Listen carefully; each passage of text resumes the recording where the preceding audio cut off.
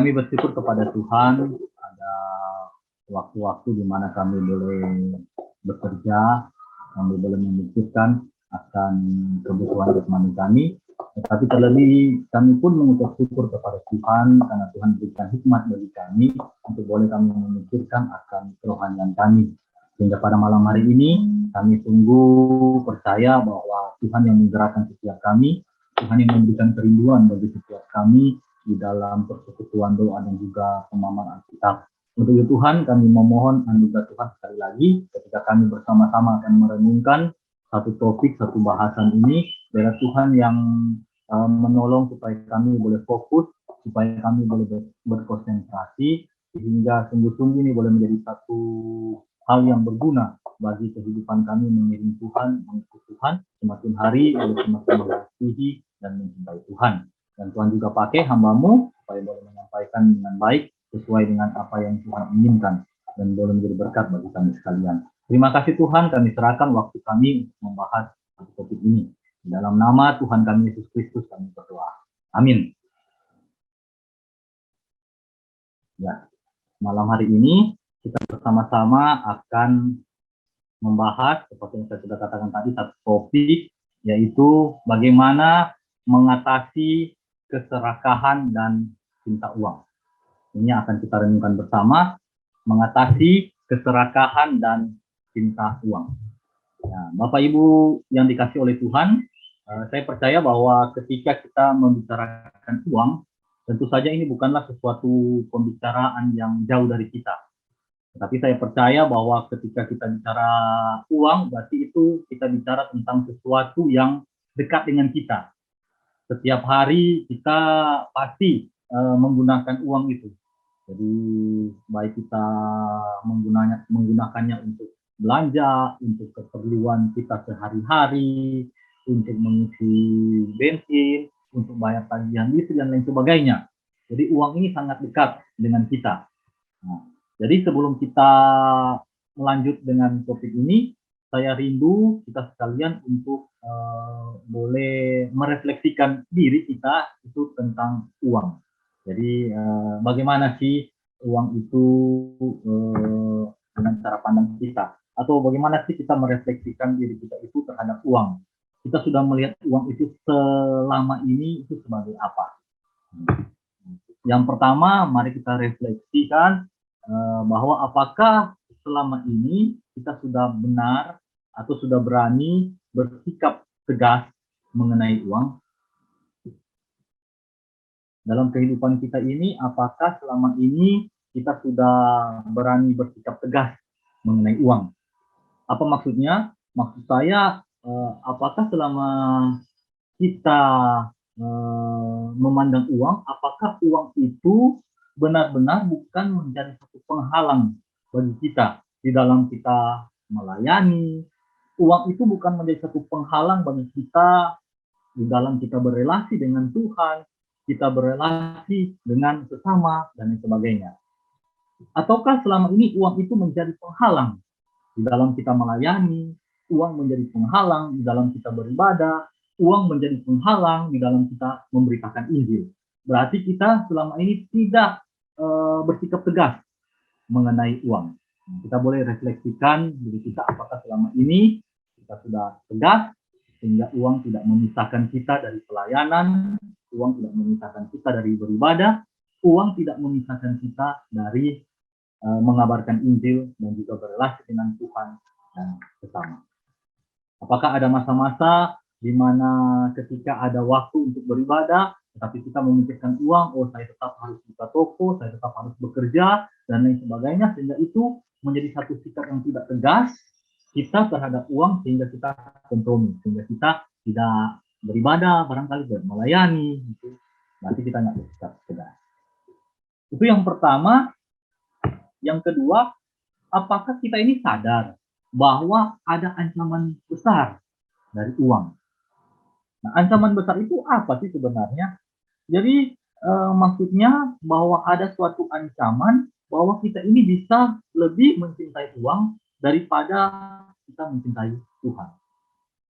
Kita merefleksikan diri kita ya, apakah selama ini kita sadar ya kita sadar bahwa ini ada ancaman terbesar ini, atau ada ancaman besar dari uang.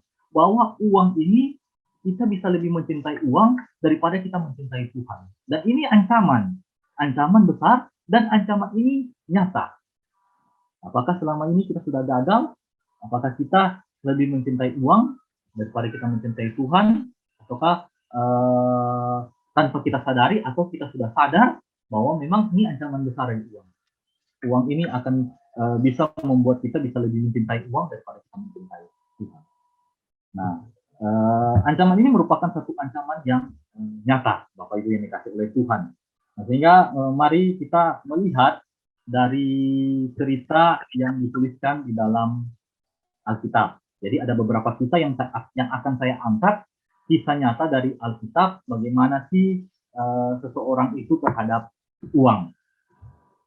Kisah yang pertama yaitu bicara tentang sepasang suami istri yang menjual sebidang tanah dan kemudian menahan akan sebagian dari hasil penjualan itu. Nah, tentu saja kita sudah tahu bersama ya, siapakah sepasang suami istri ini. Ya benar, suami istri ini adalah Ananias dan Safira. Kisahnya ini ada di dalam Kisah Para Rasul, pasal yang kelima. Saya ambil hanya dari ayat 1 sampai ayat 10. Saya baca untuk kita sekalian ya. Kisah Para Rasul 5, ayat 1 sampai 10, firman Tuhan berkata, ada seorang lain yang bernama Ananias. Ia beserta istrinya Safira menjual sebidang tanah. Dengan setahu istrinya, ia menahan sebagian dari hasil penjualan itu, dan sebagian lagi dibawa dan diletakkannya di depan kaki rasul-rasul. Tetapi Petrus berkata, Ananias, mengapa hatimu dikuasai iblis, sehingga engkau mendustai Roh Kudus dan menahan sebagian dari hasil penjualan tanah itu? Selama tanah itu tidak dijual, bukankah itu tetap kepunyaanmu? Dan setelah dijual, bukankah hasilnya itu tetap dalam kuasamu? Mengapa engkau merencanakan perbuatan itu dalam hatimu? Engkau bukan mendustai manusia, tetapi mendustai Allah. Ketika mendengar perkataan itu, rebalah Ananias dan putuslah nyawanya. Maka sangatlah ketakutan semua orang yang mendengar hal itu. Lalu datanglah beberapa orang muda, mereka mengapani mayat itu, mengusungnya keluar dan pergi menguburnya. Kira-kira 3 jam kemudian masuklah istri Ananias, tetapi ia tidak tahu apa yang terjadi. Kata Petrus kepadanya, katakanlah kepadaku, dengan harga sekiankah tanah itu kamu jual? Jawab perempuan itu, betul, sekian. Kata Petrus, mengapa kamu berdua bersepakat untuk mencobai roh Tuhan? Lihatlah, orang-orang yang baru mengubur suamimu berdiri di depan pintu, dan mereka akan mengusung engkau juga keluar. Lalu rebalah perempuan itu seketika itu juga di depan kaki Petrus, dan putuslah nyawanya. Ketika orang-orang muda itu masuk, mereka mendapati dia sudah mati, lalu mereka mengusungnya keluar dan menguburnya di samping suaminya. Jadi kisah ini kita nggak asing, atau bersama ya, bahwa Ananias dan Safira ini ada hidup di dalam jemaat mula-mula. Dan kita tahu bahwa konteks jemaat mula-mula itu adalah satu konteks yang kebersamaannya itu sangat erat. Jadi dikatakan bahwa mereka menjual harta milik mereka dan harta itu menjadi milik bersama. Nah, sehingga mungkin Ananias dan Safira ini ingin melakukan satu hal yang terpuji dengan ketika mereka menjual tanah mereka, sebidang tanah mereka, kemudian mereka membagikan kepada jemaat. Nah, ini suatu tindakan yang terpuji. Walaupun mungkin kita nggak tahu di dalamnya apakah ingin supaya dipuji, supaya pun mendapat nama baik, karena orang-orang pada saat itu mungkin akan membicarakan tentang sepasang suami istri ini, bahwa mereka menjual hartanya kemudian membagi-bagikan. Berarti tindakan perbuatan mereka itu adalah perbuatan yang sangat terpuji. Tetapi yang jadi permasalahan, Ananias dan Safira ini memiliki hati yang melekat dengan uang, atau bisa dikatakan cinta uang. Sehingga ketika dia menjual sebidang tanahnya, maka hasil dari penjualan semua uang itu tidak diberikan secara semua, tetapi mereka menahan sebagian. Mereka menahan sebagian dan hanya memberikan sebagian. Ini merupakan kisah dari orang-orang yang cinta uang, yang serakah. Ini salah satu kisah yang tertulis di dalam Alkitab. Kemudian kisah selanjutnya tentang seorang paman dengan keponakannya, atau seorang yang keluarga, yang berkeluarga. Kita tahu bersama ya bahwa itu adalah Abraham dan Lot. Nah, kita lihat di dalam Kejadian 13 ayat 8 sampai dengan yang 11. Maka berkatalah Abram kepada Lot, janganlah kiranya ada perkelahian antara aku dan engkau, dan antara para gembalaku dan para gembalamu, sebab kita ini kerabat. Bukankah seluruh negeri ini terbuka untuk engkau? Baiklah, pisahkan dirimu daripada aku. Jika engkau ke kiri, maka aku ke kanan. Jika engkau ke kanan, maka aku ke kiri. Lalu Lot melayangkan pandangnya dan dilihatnya bahwa seluruh lembah Yordan banyak airnya, seperti taman Tuhan, seperti tanah Mesir sampai ke Soar. Hal ini terjadi sebelum Tuhan memusnahkan Sodom dan Gomora. Sebab itu Lot memilih baginya seluruh lembah Yordan itu dan ia berangkat ke sebelah timur dan mereka berpisah. Ya, kita juga tahu bersama tentang konteks dari bagian ini, di mana ketika Abraham itu keluar dari Ur Kasdim menuju ke tanah yang dijanjikan oleh Tuhan, maka Abraham itu membawa Lot katanya untuk bersama-sama. Nah, kemudian dalam perjalanan mereka ini, mereka diberkati oleh Tuhan, sehingga memiliki banyak harta. Dan juga memang bisa dikatakan bahwa Abraham ini dari mulanya juga adalah orang yang kaya. Tetapi pun dalam perjalanan mereka itu, mereka diberkati oleh Tuhan. Sehingga ketika mereka menjadi kaya, menjadi semakin banyak hewannya, semakin banyak budaknya, maka tempat mereka itu tidak bisa memuat akan kekayaan mereka yang begitu banyak. Sehingga para gembala dari Abraham dan Lot itu kemudian bertengkar. Nah, ketika bertengkar, Abraham ini yang penuh dengan bijaksana itu mengatakan kepada Lot bahwa tempat ini adalah suatu tempat yang besar, yang sangat besar. Jadi, baiklah engkau pilih. Padahal Abraham ini adalah orang yang lebih tua dari Lot. Tetapi Abraham itu memberikan kesempatan kepada Lot untuk Lot memilih apakah Lot mau ke kanan, maka Abraham akan ke kiri. Kalau Lot ke kiri, maka Abraham akan ke kanan. Kemudian kita tahu bersama bahwa yang dikatakan oleh firman Tuhan adalah ketika Lot itu melihat bahwa ada satu tempat, lembah Yordan itu banyak airnya seperti taman Tuhan, bahwa itu adalah satu tanah yang subur, tempat yang subur dan sebagainya, dia kemudian memilih tempat itu.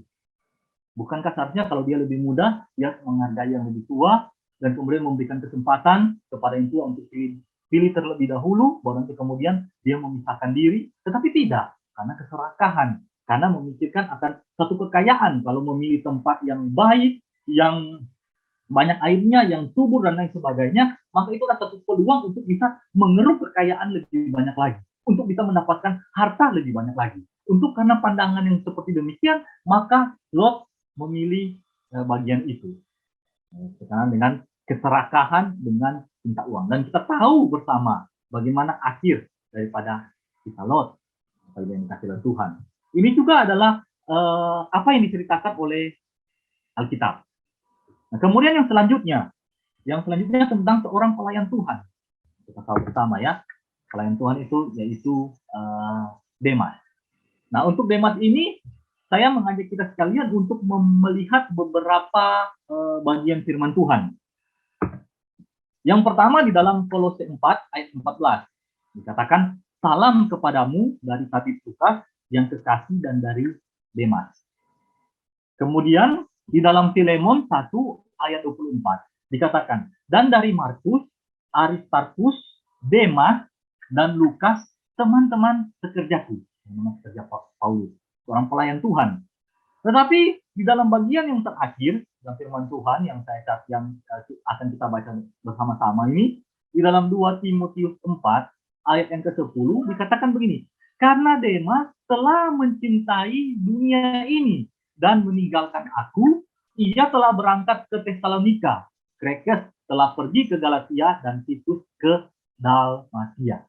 Seorang yang memulai dengan pelayanan, tetapi karena terikat dengan dunia, mencintai dunia dengan segala kenikmatannya, ya tentu saja dalamnya juga ada cerita tentang uang dan lain sebagainya, karena bicara tentang kenikmatan dunia, bicara tentang mencintai dunia, ya pasti tidak terlepas dari uang, sehingga Demas meninggalkan pelayanan. Firman Tuhan mencatat itu. Kemudian, Bapak Ibu yang dikasih oleh Tuhan, kisah selanjutnya. Kalau kita melihat bagian ini, saya yakin bahwa kita semua tahu bahwa siapa yang akan saya ceritakan selanjutnya dari cerita yang ditulis di dalam Alkitab, yaitu Yudas Iskariot. Di dalam Yohanes 12 ayat 6 dikatakan begini, hal itu dikatakannya bukan karena ia memperhatikan nasib orang-orang miskin, melainkan karena dia adalah seorang pencuri. Ia sering mengambil uang yang disimpan dalam kas yang dipegangnya. Jadi Yudas Iskariot ini bukanlah memikirkan orang lain, tetapi dia memikirkan dirinya sendiri. Hatinya lebih terpikat kepada uang, cinta uang. Jadi dia bukan memperhatikan orang-orang miskin.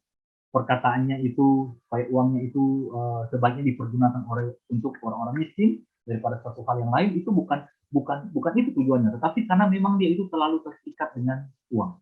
Dia cinta uang, serakah dengan untuk bisa mendapatkan lebih banyak lagi tentang uang. Nah, Bapak Ibu yang dikasihi oleh Tuhan, dari cerita-cerita yang dituliskan oleh Alkitab, yang saya ambil ada beberapa kisah ini, ada mungkin 4 kisah. Ini dari kisah-kisah ini sebenarnya apa yang ingin saya katakan? Nah, yang ingin saya katakan atau yang bisa saya simpulkan dari cerita-cerita yang dicatat di dalam Alkitab, bahwa sebenarnya sesungguhnya setiap manusia itu tidak imun dengan keserakahan dan cinta uang. Jadi sebelum kita mau masuk ke dalam lebih lanjut bagaimana kita mencegah akan keserakahan dan cinta uang, kita perlu tahu terlebih dahulu supaya kita bisa mawas, supaya kita bisa waspada bahwa setiap kita ini nggak imun. Setiap manusia itu tidak kebal dengan yang namanya keserakahan, dengan yang namanya cinta uang. Setiap manusia, setiap kita itu memiliki satu potensi untuk bisa serakah, bisa cinta uang, bisa uang segala-galanya di dalam kehidupan kita. Atau bisa cinta uang lah, kira-kira seperti demikian. Karena ada yang mengatakan begini, ketika seorang mengatakan bahwa dia kuat dengan sesuatu, kuat terhadap sesuatu, maka disitulah letak kejatuhannya. Ketika orang mengatakan, oh tidak, saya tidak akan jatuh dengan dosa A, maka sebenarnya itu sudah diletak kejatuhannya. Kalau dia tidak menyadarinya terlebih dahulu. Tetapi kalau dia menyadari terlebih dahulu bahwa dia punya potensi untuk bisa jatuh ke dalam dosa itu, maka itu sebenarnya jadi satu sikap awas dan dia bisa waspada sehingga dia tidak akan terjerumus ke dalam dosa itu. Tentunya dengan kekuatan yang Tuhan berikan. Tentunya dengan pertolongan yang Tuhan berikan. Sehingga dari kisah yang saya ambil tadi dari cerita Alkitab, sekali lagi memberikan satu gambaran bagi kita sekalian bahwa setiap kita itu tidak kebal dengan yang namanya keserakahan dan cinta uang. Setiap kita ini punya potensi untuk jatuh di dalam keserakahan. Setiap kita ini punya potensi untuk jatuh di dalam sifat sikap cinta uang. Richard J. Foster itu mengatakan ada 3 tantangan besar yang menghambat pertumbuhan rohani, yaitu uang, seksualitas, dan kekuasaan. 3 ini sangat berperan penting, atau 3 ini merupakan satu tantangan yang sangat besar yang bisa menghambat kita untuk bertumbuh, termasuk dalam uang, seksualitas, dan kekuasaan. Jika seseorang itu terlalu mencintai uang itu bagi dia adalah segala-galanya, maka sudah dapat dipastikan itu pertumbuhan rohaninya itu akan tersendat, akan mengalami problem, akan mengalami masalah. Ini adalah tantangan terbesar. Dan tentu saja malam hari ini kita bicara tentang cinta uang, tentang keserakahan. Sehingga ini juga merupakan satu hal yang berkaitan erat dengan tadi, bahwa manusia itu tidak imun dengan keserakahan dan juga tidak imun dengan cinta uang. Kita perlu untuk menyadarinya ini. Tantangan terbesar dalam pertumbuhan kerohanian kita yang bisa menghambat kita, salah satunya adalah uang. Bahkan Bapak Ibu yang dikasihi oleh Tuhan, firman Tuhan itu dengan jelas memberitahukan kepada kita dalam 1 Timotius 6 ayat 10, firman Tuhan berkata, karena akar segala kejahatan ialah cinta uang, Sebab oleh memburu uanglah beberapa orang telah menyimpang dari iman dan menyiksa dirinya dengan berbagai-bagai duka. Karena apa? Karena cinta uang. Alkitab sudah memberitahukan, sudah memberikan satu tanda warning, waspada dengan cinta uang. Karena dengan cinta uang, maka itu kejahatan-kejahatan yang lain juga bisa akan terjadi. Jadi ini adalah suatu hal yang sangat mengerikan. Bagaimana kalau seseorang itu jatuh di dalam keserakahan, seseorang itu jatuh dalam mencintai uang. Ini adalah suatu hal yang sangat mengerikan. Nah, Bapak Ibu yang dikasih oleh Tuhan, kalau cinta uang ini merupakan adalah bisa berpotensi bagi kita sekalian tidak kebal, tidak imun. Karena pertanyaan selanjutnya adalah apa sih bahaya dari keserakahan atau cinta uang? Semua kita ini bisa jatuh, bisa berpotensi untuk jatuh dalam keserakahan maupun cinta uang. Nah, sehingga kita juga perlu tahu bahwa apa sih bahaya dari keserakahan atau cinta uang. Bahaya dari keserakahan atau bahaya dari cinta uang, itu yang pertama adalah merusak hubungan antar sesama. Ngeri ya? Kita bicara tentang seseorang yang terlalu cinta dengan uang, mencintai uang, maka itu bisa merusak hubungan antar sesama. Nah, Bapak Ibu yang dikasih oleh Tuhan, bukankah kita seringnya mendengar di berita atau membaca di koran atau membaca di gadget kita, sosial media, bahwa ada headline atau ada judul-judul yang bilang perebutan harta warisan antar anggota keluarga. Jadi mungkin orang tuanya meninggal dan kemudian ketika meninggal itu punya uang yang banyak, punya harta yang banyak, dan kemudian itulah yang jadi perebutan antar anggota keluarga. Mungkin ada yang merasa pembagiannya tidak wajar, atau mungkin merasa bahwa itu kurang dan lain sebagainya, karena terlalu cinta dengan uang, merasa bahwa oh itu hak milik saya, itu harus saya miliki dan lain sebagainya, sehingga itu bisa merusak hubungan antar sesama. Hubungan antar sesama itu bisa rusak itu karena terlalu cinta dengan uang, sangat mencintai uang. Tetapi Bapak Ibu yang dikasih oleh Tuhan, mungkin kita berkata begini, oh kita enggak. Oh kalau saya tidak, saya tidak memperebutkan harta warisan. Jadi entah orang tua tidak membagikan, tidak terlalu peduli dengan harta warisan dari orang tua, atau orang tua tidak menyediakan harta bagi kita. Ya harta kita itu adalah pendidikan yang sudah orang tua berkorban mati-matian, itu yang tidak bisa dicuri, tidak bisa diambil oleh saudara dan sebagainya. Kita mengatakan demikian. Jadi kita enggak di situ. Tetapi mungkin barangkali Bapak Ibu yang kasih Tuhan, hal yang kedua ini juga mungkin yang menjadi bagian kita, mungkin barangkali ya, yaitu bagaimana sih cara merusak hubungan sama juga dengan cinta uang ini atau bahaya, yaitu keinginan untuk menunjukkan siapa lebih kaya. Jadi karena orang itu terlalu mencintai uang, maka karena dia terlalu cinta dengan uang, menganggap bahwa uang itu adalah segala-galanya, menganggap bahwa uang itu adalah lebih penting, kemudian dalam sikapnya, dalam tindakannya, dalam bergaulnya, itu menunjukkan bahwa, oh saya ini lebih kaya dari orang lain. Saya ini lebih ada dari engkau. Kemudian orang yang lain pun merasa, oh dia lagi menunjukkan tentang kekayaannya. Kemudian orang yang lain itu pun membalas, oh bukan cuma engkau yang kaya, bukan cuma engkau yang berada, saya pun berada. Jadi berusaha pun menunjukkan kekayaannya. Mungkin dengan memakai bermacam barang yang bermerek, memakai makan di tempat-tempat yang berkelas dan lain sebagainya. Sehingga karena ada satu tindakan yang seperti demikian, itu bisa merusak hubungan antar sesama. Akhirnya kan pada satu titik merasa, oh saya kalah dari dia, atau dia kalah dari saya, atau kekayaan saya habis dan sebagainya. Akhirnya jadi klaim, jadi saling tidak enak dan sebagainya. Itu bisa berpotensi merusak hubungan antara satu dengan yang lain. Jadi bahaya dari seorang yang cinta uang itu bisa merusak hubungan antar sesama. Kemudian yang kedua, bahaya dari keserakahan atau cinta uang adalah merusak nilai dari diri sendiri. Nah, ini apa sih maksudnya merusak nilai dari diri sendiri? Jadi nilai diri ini, nilai diri saya ini bukan lagi ditentukan oleh Tuhan.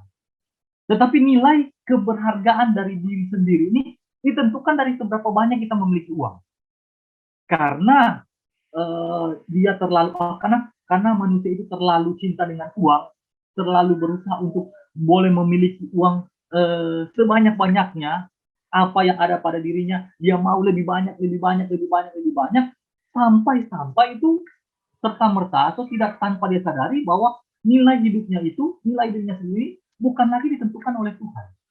Tetapi nilai dirinya itu ditentukan dari seberapa banyak dia memiliki uang. Bukankah ini merusak nilai dari diri sendiri? Sehingga ketika dia tidak mampu untuk memiliki banyak uang, dan kemudian ditambah lagi dengan orang menganggapnya kere, menganggapnya miskin, melihatnya sebagai orang yang tidak berkelas, status sosialnya rendah, maka langsung merasa dirikan. Karena apa? Karena dia menilai dirinya sendiri itu berdasarkan uang, bukan berdasarkan pada apa yang dilihat oleh Tuhan. Merusak nilai daripada diri sendiri. Kemudian, yang berikutnya, juga bicara tentang melampaui batas kemampuan sehingga merusak tubuh hanya demi uang.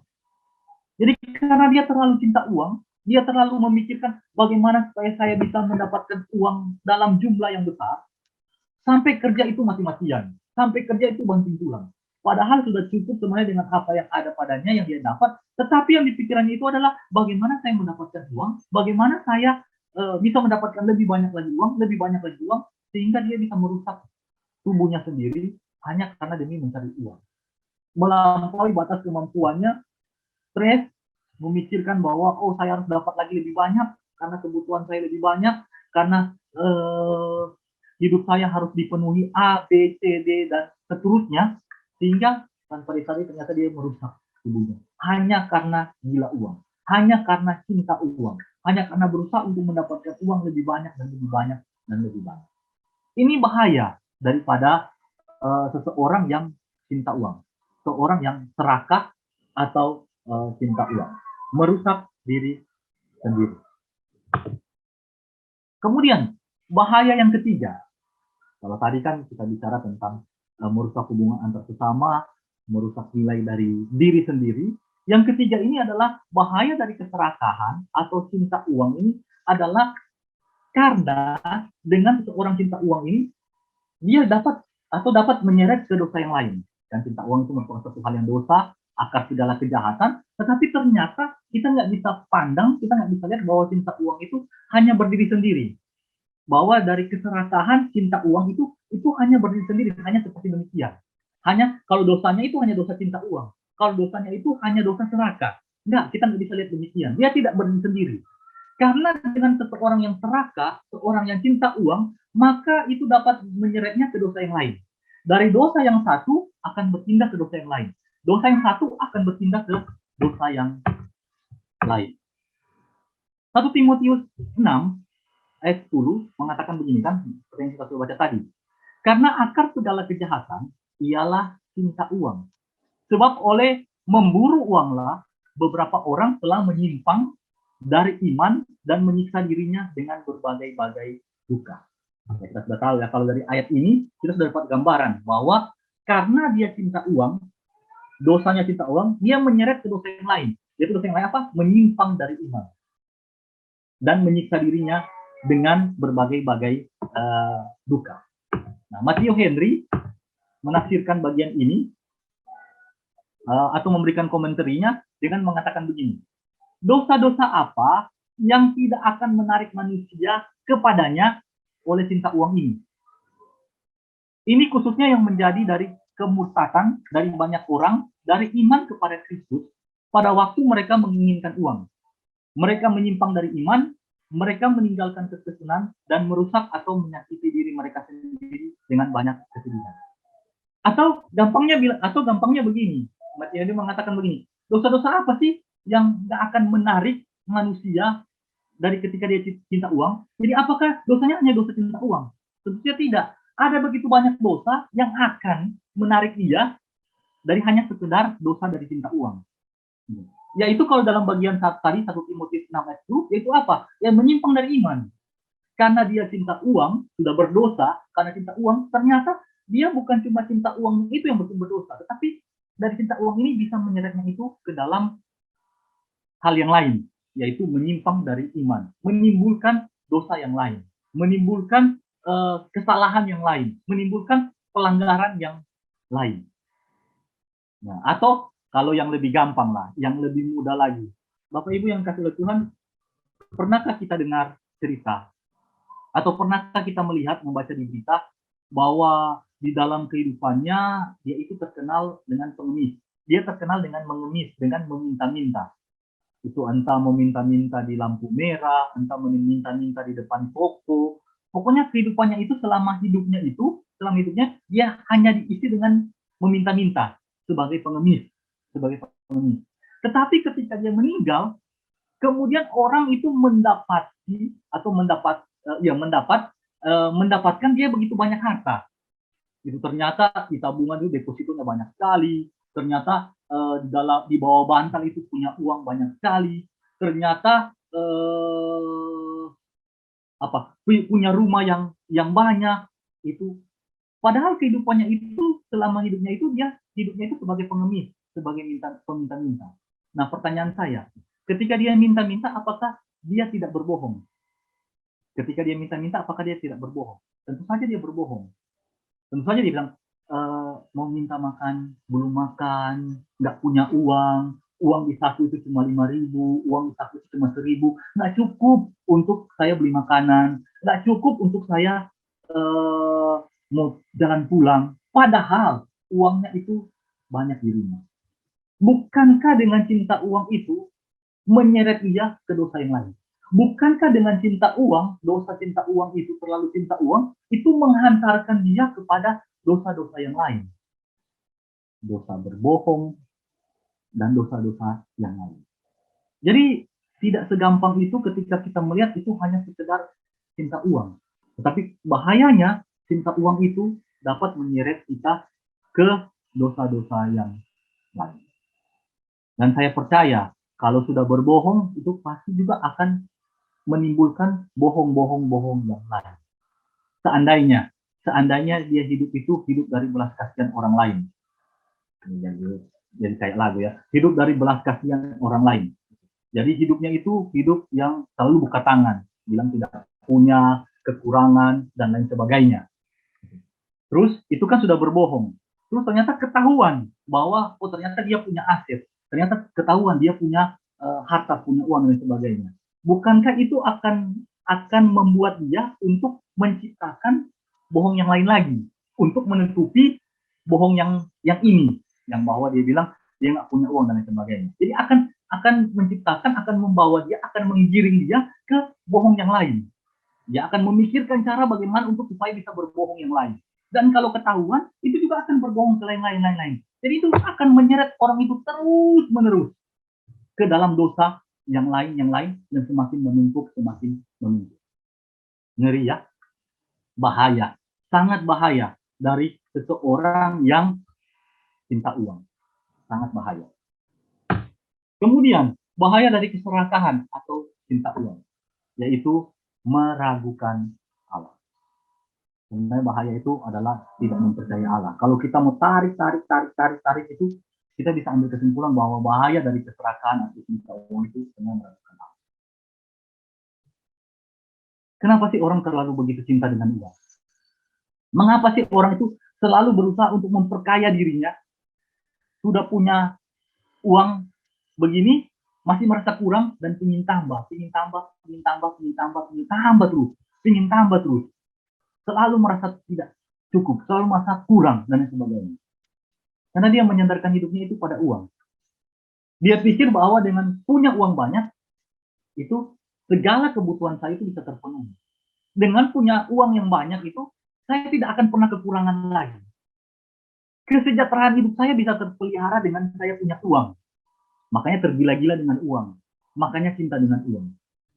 Nah, kalau sudah punya konsep, sudah punya pemikiran demikian, maka bukankah itu sebenarnya dia meragukan Allah?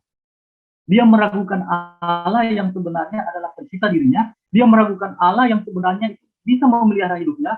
Dia meragukan Allah yang sebenarnya itu pemegang kendali hidupnya, bukan uang. Allah bisa mencukupkan segala sesuatu. Allah bisa mencukupkan kehidupannya. Tapi karena terlalu cinta uang, terlalu gila dengan uang, terlalu serakah menimbun harta kekayaan, itu sama saja dengan dia meragukan Allah. Sangat bahaya.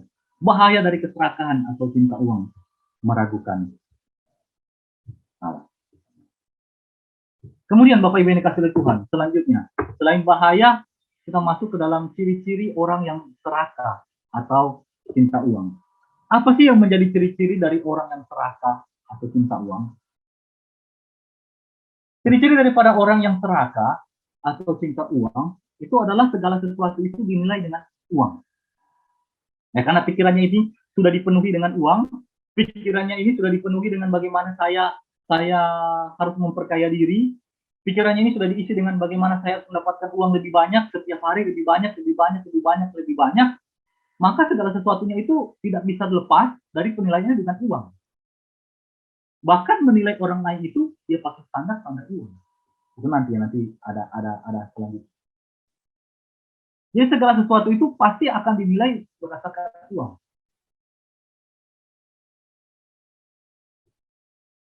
So, dalam hidup kita, kalau segala sesuatu berpatokan kepada uang, segala sesuatu itu kita nilai dengan uang, tidak lagi dinilai dengan ketulusan seseorang, tidak lagi dinilai dengan keikhlasan seseorang, tapi kita lihat, oh kita nilai dengan uang, maka itu satu tanda, maka itu satu ciri bahwa kita adalah orang yang serakah, bahwa kita adalah orang yang cinta akan uang. Kemudian yang berikut, ciri-ciri dari orang yang serakah atau cinta uang itu tidak pernah merasa puas. Ini jelas ya, bahwa orang yang serakah, orang yang cinta uang itu, pasti orang itu tidak akan pernah merasa puas.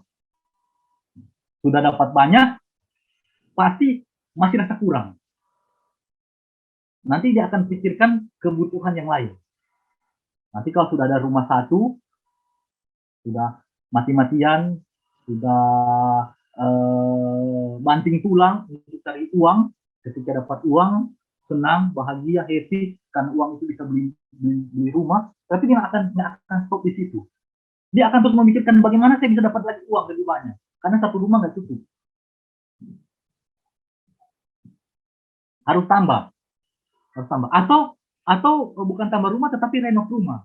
Oh, sudah ada rumah, tapi rumahnya yang kayaknya kurang ini. Saya nggak bilang orang yang renov rumah berarti cinta uang ya, atau serakah, enggak. Tapi maksudnya ada satu pemikiran yang merasa kurang, merasa tidak puas, sehingga harus tambah lagi. Sudah renov rumah, nanti pikir harus ada mobil. Sudah ada mobil, nanti pikir harus ada gadget yang bagus. Sudah ada gadget yang bagus, nanti pikir gadget yang terbaru, dan lain sebagainya. Tidak pernah akan merasa puas. Ya, akan pasti selalu merasa kurang. Tidak cukup. Sehingga dia akan terus mencari uang, terus memperkaya diri, terus menggali, supaya bisa dapat uang. Ini ciri-ciri orang yang serakah, pecinta uang. Yang tidak merasa puas ini dalam Lukas 12 ayat 15 dikatakan begini. Katanya lagi kepada mereka, berjaga-jagalah dan waspadalah terhadap segala ketamakan. Sebab walaupun seseorang berlimpah-limpah hartanya, hidupnya tidak tergantung daripada kekayaannya itu. Jadi dikatakan waspada. Waspada, berjaga-jaga terhadap ketamakan. Ya, kalau ketamakan kita tahu ya, orang yang tamak itu orang yang nggak merasa puas. Dia tamak, tidak ada satu mau yang lain. Nah, firman Tuhan jaga-jaga, berjaga-jaga, waspada orang yang tamak, orang yang tidak pernah merasa puas. Karena sebenarnya kehidupannya itu nggak bergantung dari kekayaannya yang ada padanya. Jadi walaupun dia mau keruk uang terus, mau memperkaya diri terus, itu tidak tergantung di itu kehidupannya. Nah, tapi firman Tuhan ini kembali mau mengatakan bahwa ciri-cirinya itu tidak merasa puas, sama orang yang Kemudian ciri-ciri orang yang serakah atau cinta uang. Ini yang menarik. Ciri-ciri orang yang serakah atau cinta uang adalah sulit untuk berbagi dengan orang lain. Orang yang cinta uang, orang yang serakah, pasti selalu memikirkan dirinya sendiri. Pasti yang selalu dia pikirkan adalah bagaimana dia mempercukupkan dirinya sendiri. Bahkan bukan cuma mencukup, kalau perlu sampai berlimpah-limpah. Bagaimana supaya dia bisa memenuhi kebutuhannya.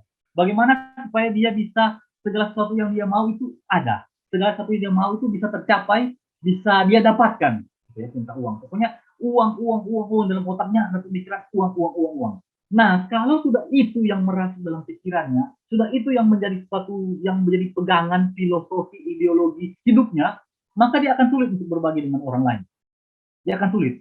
Karena apa? Karena sekali lagi mungkin dia juga merasa bahwa nggak puas. Jadi nggak puas, masih kurang saya, masih kurang. Jadi nggak akan berbagi dengan orang lain. Untuk merasa dirinya saja dia rasa kurang, bagaimana dia mau berbagi dengan orang lain? Pasti tidak akan mau berbagi. Pasti. Sulit, sangat sulit itu seseorang yang cinta uang, sangat sulit seseorang yang serakah untuk dia berbagi dengan orang lain. Yang ada di pikirannya itu cuma dirinya sendiri. Yang ada di pikirannya itu cuma sifat egois. Bagaimana supaya dirinya terpenuhi, bagaimana supaya dirinya berkelimpahan. Seseorang yang serakah itu sulit untuk berbagi dengan orang lain. Kemudian, ciri-ciri orang yang serakah atau cinta uang adalah menilai orang lain itu menggunakan uang. Jadi hampir sama dengan yang tadi, bahayanya itu. Jadi bagaimana orang-orang yang cinta uang ini pasti dia akan menilai orang lain itu menggunakan uang. Karena bagi dia uang itu adalah segalanya.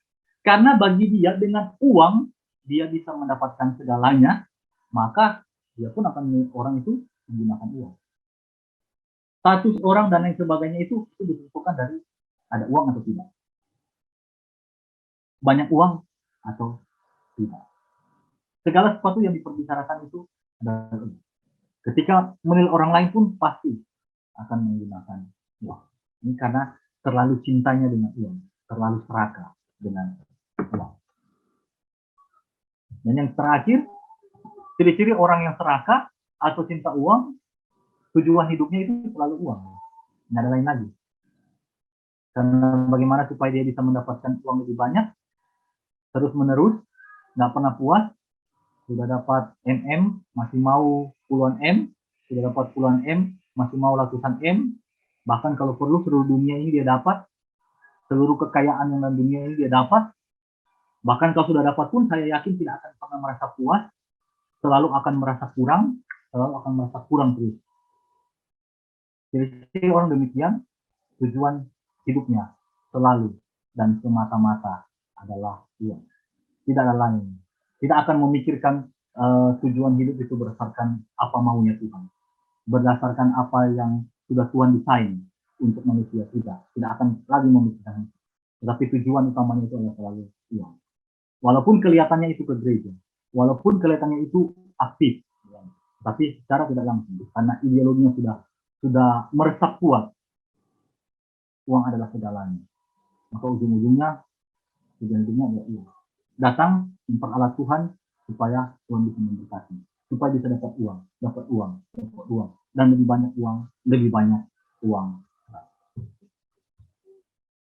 Yang terakhir, Bapak Ibu yang dikasih oleh Tuhan, bagaimana cara mengatasi keserakahan atau cinta uang? Ketika kita bicara tentang cara untuk mengatasi, maka saya tidak bisa melihat cara yang lain selain apa yang firman Tuhan katakan. Tidak ada cara yang lebih baik selain cara firman Tuhan atau selain kesesuaian dengan firman Tuhan. Mungkin ada orang yang bilang tentang mengubah perilaku, mengubah psikologi dan lain sebagainya. Itu adalah cara yang bagus untuk mengatasi keserakahan, cinta uang dan sebagainya. Tapi tidak ada cara yang lebih baik selain menurut firman Tuhan. Apa yang disampaikan oleh firman Tuhan. Sehingga untuk cara mengatasinya ini saya bagi ke dalam dua bagian. Yaitu yang pertama, kalau orang itu sudah jatuh dalam cinta uang, cara mengatasinya itu adalah bertobat. Kalau kita selama ini memikirkan, kita flashback hidup kita melihat, iya betul ya, saya sudah jatuh di dalam keserakahan. Saya sudah jatuh di dalam sikap sifat cinta uang. Hidup saya ini semata-mata untuk cari uang. Hidup saya ini semata-mata untuk memperkaya diri. Hidup saya ini semata-mata itu hanya berorientasi kepada uang. Money oriented. Hanya berorientasi kepada uang. Maka cara untuk mengatasinya tidak ada cara yang lain selain bertobat. Bertobat, menyadari, mengakui bahwa itu adalah salah, itu adalah suatu hal yang berdosa di hadapan Tuhan, dan berbalik. Jangan lagi menyandarkan hidup kita kepada uang. Terlalu mencintai uang, cinta uang, tapi sandarkanlah kepada Tuhan. Ini cara yang mengatasi yang pertama. Kalau kita berada di dalam lumpur cinta dosa, cinta uang, serakah. Kalau kita berada di situ, maka caranya adalah bertobat. Nah, kemudian bagaimana cara mengatasi supaya yang kedua? Kalau tadi yang pertama kan sudah jatuh. Kalau yang kedua bagaimana? Bagaimana supaya kita nggak akan sampai ke dalam keserakahan dan juga cinta uang. Kalau kita lihat kita ada potensi nih, dan kita bisa ke sana, bisa terjerumus ke sana. Nah, cara mengatasinya itu yaitu berpegang kepada firman Tuhan. Malam hari ini ada dua firman Tuhan yang akan saya bagikan untuk kita sekalian. Yang pertama dalam Ulangan 8 ayat yang ke-18. Ulangan 8 ayat 18 berkata begini, tetapi haruslah engkau ingat kepada Tuhan Allahmu, sebab dialah yang memberikan kepadamu kekuatan untuk memperoleh kekayaan, dengan maksud meneguhkan perjanjian yang diikrarkannya dengan sumpah kepada nenek moyangmu seperti sekarang ini. Pegang pada firman Tuhan. Ingat bahwa Tuhan yang memberikan kepada kita kekayaan, Tuhan yang memberikan kepada kita uang, Tuhan yang memberikan kepada kita kekuatan untuk boleh memperoleh apa yang kita miliki sekarang itu karena Tuhan. Ingat itu. Kemudian ayat yang kedua, yang ini juga menjadi satu ayat favorit saya, itu dalam Yohanes 3 ayat 27. Ini merupakan satu pernyataan iman dari Yohanes. Dikatakan begini, jawab Yohanes, tidak ada seorang pun yang dapat mengambil sesuatu bagi dirinya kalau tidak dikaruniakan kepadanya dari surga. Saya rasa ini merupakan satu pengakuan iman. Ini bukan satu ikrar iman dari iman yang disampaikan oleh Yohanes. Jadi kalau kita lihat konteks dari Yohanes 3:27 ini, jadi ada murid-murid Yohanes itu yang datang kepada Yohanes kan, kemudian bilang ke Yohanes Pembaptis bahwa orang yang bersama-sama dengan engkau, yang engkau baptis itu, dia juga sekarang membaptis. Jadi muridnya Yohanes Pembaptis mau berkata kepada Yohanes Pembaptis bahwa Yesus yang engkau baptis itu Yesus Pembaptis, sekarang juga dia membaptis, walaupun bukan Yesus yang muridnya itu membaptis. Dan bukan sebenarnya pernyataan daripada murid dari Yohanes Pembaptis bukan cuma itu sebenarnya. Sebenarnya pernyataan daripada murid Yohanes Pembaptis itu mengatakan begini, iya, Yesus yang kau baptis ini sekarang juga membaptis. Dan ternyata banyak orang yang pergi ke dia. Banyak orang yang pergi kepada Yesus untuk memberi diri untuk dibaptis. Dan tahu nggak akibatnya? Kalau banyak orang yang pergi kepada Yesus untuk membaptis, tahu akibatnya? Akibatnya bahwa Yohanes Pembaptis ini akan kekurangan pengikut. Akibatnya ini bisa fatal. Bisa fatal yaitu Yohanes Pembaptis punya pengikut, murid-murid ini bisa pergi dari Yohanes Pembaptis, bisa pergi ke Yesus. Tidak ada lagi pengikut. Bahkan akan habis pamornya, ketenarannya itu akan hilang. Jadi murid itu menyampaikan begitu kepada Yohanes Pembaptis, bahwa Yesus yang membaptis ya orang-orang sudah Orang-orang sudah banyak pergi kepada Yesus. Orang-orang Yesus sekarang menjadi banyak pengikut. Nah, kalau Yesus menjadi banyak pengikut, Yesus dan murid-muridnya menjadi banyak pengikut, maka ini menjadi satu hal yang bahaya bagi Yohanes Pembaptis. Bahayanya Yohanes Pembaptis akan kehabisan pengikut, akan orang-orangnya yang mengikut Yohanes sebelumnya barangkali bisa saja akan berpindah mengikut Tuhan Yesus. Tapi luar biasa, pernyataan iman yang dikatakan oleh Yohanes. Yohanes menjawab muridnya, tidak ada seorang pun yang dapat mengambil sesuatu bagi dirinya kalau tidak dikaruniakan kepadanya dari Tuhan. Apa sih maksud perkataannya di sini? Nih, Yohanes Pembaptis mau mengatakan begini, teman. Kalau itu nggak dikaruniakan dari Tuhan, segala sesuatu ya, uang, harta, kita bisa masuk dalam hal itu. Kalau itu nggak diberikan oleh Tuhan, kita mau berusaha sebagaimana kuat pun menjatuhkan orang lain, mengikut orang lain, merampok orang lain, merampas orang lain, dan lain sebagainya. Kalau nggak dikaruniakan dari surga, itu kita akan punah. Kita mau berusaha sekuat bagaimanapun, nggak akan pernah dapat. Nggak akan pernah dapat. Jadi kita mau cinta uang, kita mau perlu uang, kita ini, kalau nggak dikaruniakan dari surga, itu kekayaan, itu uang, itu harta, nggak akan pernah menjadi bagian kita. Di sisi lain, ini juga menjadi kekuatan bagi kita apa? Walaupun orang berusaha mengikut kita, walaupun orang berusaha menjatuhkan kita, walaupun orang berusaha menjelek-jelekan kita, itu, kalau itu Tuhan tidak izinkan, kita pasti akan jatuh. Demikian juga dengan uang. Jadi walaupun itu akan menjadi bagian kita, apapun yang sudah Tuhan rencanakan, atau apapun yang sudah akan Tuhan karuniakan kepada kita, itu pasti akan menjadi milik kita. Sebaliknya, tidak akan pernah menjadi milik kita, walaupun kita berusaha bagaimana mungkin sekuat tenaga, kalau itu tidak dikaruniakan Allah kepada kita. Sehingga ini menjadi kekuatan bagi kita. Ngapain kita serakah? Ngapain juga cinta uang? Firman Tuhan kok bilang bahwa itu semua akan bahwa semua yang dikaruniakan Tuhan itu ya pasti menjadi bagian kita. Kita mau berusaha untuk mengeruk, kalau memang tidak akan dikasih Tuhan, tidak akan pernah dikasih Tuhan.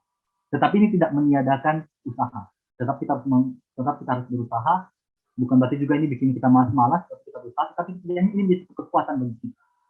Tidak ada gunanya serakah. Tidak ada gunanya cinta Tuhan.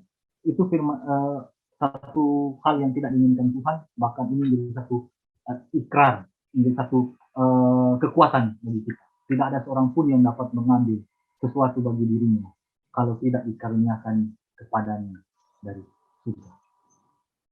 Supaya kita nggak jatuh di dalam keserakahan, supaya kita nggak jatuh di dalam cinta uang, maka berpeganglah pada firman Tuhan. Lebih mencintai Tuhan daripada mencintai uang. Berpegang pada firman Tuhan bahwa nggak ada sesuatu pun yang akan menjadi bagian kita kalau nggak dikaruniakan Tuhan dari surga. Sebaliknya, kalau dikaruniakan Tuhan dari surga, seberapapun berusaha orang menghalangi kita, tetap akan sia-sia. Karena itu akan menjadi bagian kita. Jadi demikian yang bisa saya sampaikan tentang mengatasi keserakahan dan cinta uang. Ada yang mau tambahkan, ada yang mau sharing, dipersilakan. Malam, Chantal. Selamat malam, kok. Jelas saja suara saya ya? Jelas, kok. Oke. Ya, mau nanya nih, Chantal. Itu di Matius pasal 19 ayat 21 dan 22. Nah, saya bacakan ya, Chantal ya. Ya. Kata Yesus kepadanya, jikalau engkau hendak sempurna, pergilah, jualah segala milikmu dan berikanlah itu kepada orang-orang miskin, maka engkau akan beroleh harta di sorga. Kemudian datanglah kemari dan ikutlah aku. Ayat 22, ketika orang muda itu mendengar perkataan itu, pergilah ia dengan sedih sebab banyak hartanya.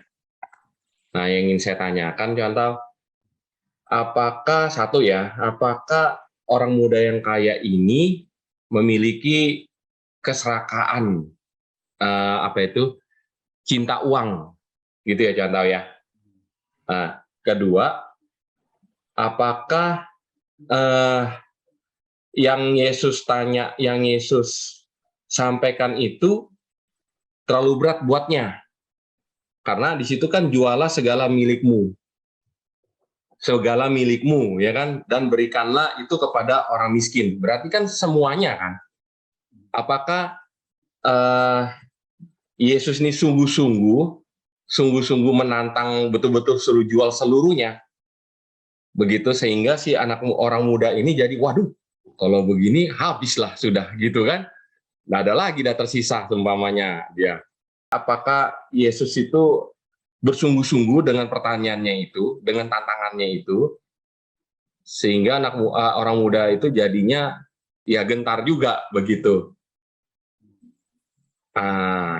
Ya seperti itu contoh. Gimana menurut Contoh? Yang pertama ya, tentang keserakahan itu. Kalau saya melihat yang pertama ini, iya.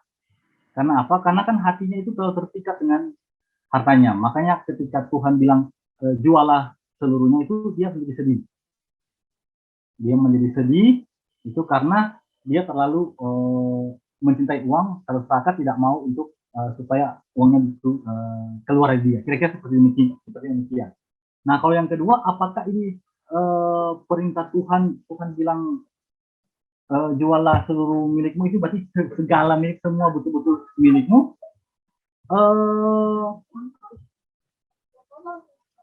Saya melihat kok ini kayaknya sebuah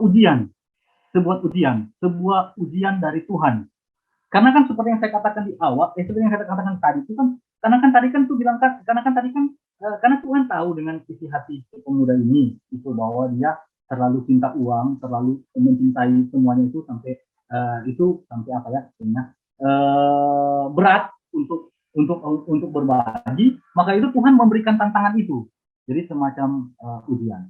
Karena kalau itu merupakan sesuatu hal yang mutlak, berarti sekarang kita harus bagaimana kalau datang sekarang ke kita, ya, jual semua harta kita bagi kepada orang lain, bagi kepada sesama. Kayaknya saya bisa jawab seperti itu. Mungkin ada tambahan yang lain dari hamba Tuhan ini. Iya, jadi menurut saya sih apa yang Yesus minta kepada orang muda itu serius. Tapi bukan berarti itu satu perintah untuk seluruh orang Kristen ya. Tapi itu adalah perintah khusus spesifik untuk orang muda yang kaya itu, dan itu serius.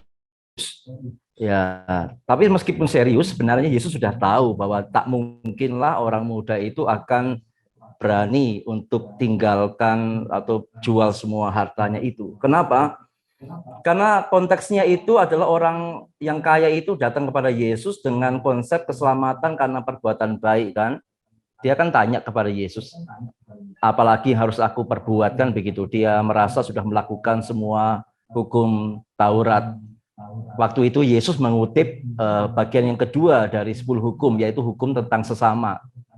Tapi Yesus belum menanyakan hukum tentang Allah kan, hukum tentang relasi dengan Allah. Maka dari pertanyaan itu memang terbukti bahwa orang muda yang kaya itu jelas berbohong dengan kata-katanya ketika dia mengatakan sudah melakukan semua hukum Taurat itu. Dan terbukti ketika Yesus meminta dia untuk menjual hartanya dalam konteks untuk kemudian hatinya beralih pada Yesus sepenuhnya, dan itu erat kaitannya dengan 4 hukum yang pertama dalam 10 hukum Taurat, dia gagal. Kenapa dia gagal? Ya tadi karena konsepnya ya selamat itu karena usahanya dia begitu ya, bukan karena anugerah yang Tuhan berikan. Itu erat kaitannya ya. Jadi orang yang merasa keselamatan itu karena dirinya, itu akan gagal untuk memberikan hidupnya sepenuhnya kepada Tuhan bahkan. Tapi kalau sebaliknya orang yang benar-benar rasakan anugerah Tuhan, ya pasti dia akan mencintai Tuhan lebih dari apapun juga, termasuk lebih daripada hartanya itu sendiri. Jadi kembali ke pertanyaan Hoyen, apakah Yesus serius dengan permintaan itu? Ya, dia sangat serius.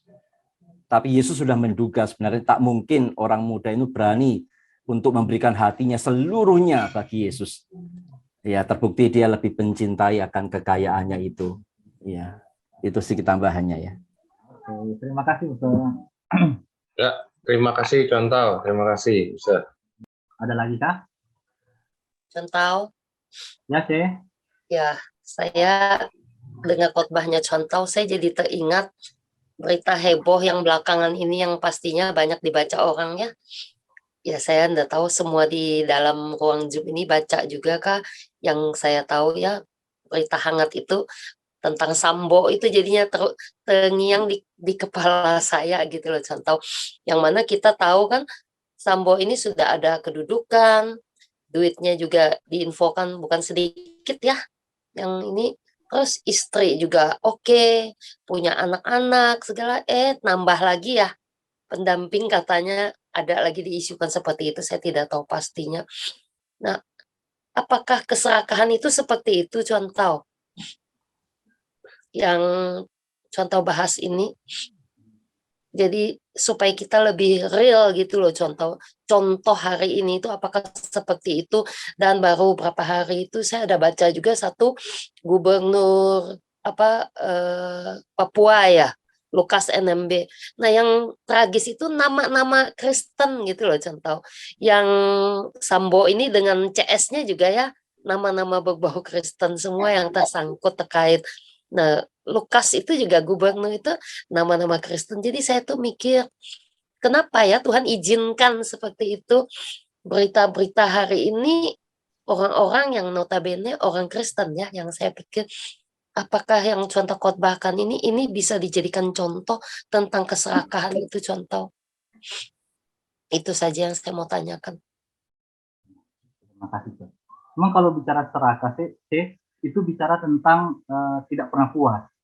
Gitu sih. Jadi akar dari keserakahan itu pasti sangat berhubungan erat dengan rasa tidak puas, rasa tidak cukup. Jadi selalu ingin tambah lagi, ingin ada lagi, seperti demikian lah. Gitu. Jadi kalau bicara tentang keserakahan itu pasti bicara tentang satu hal yang tidak pernah merasa puas, tidak pernah merasa cukup.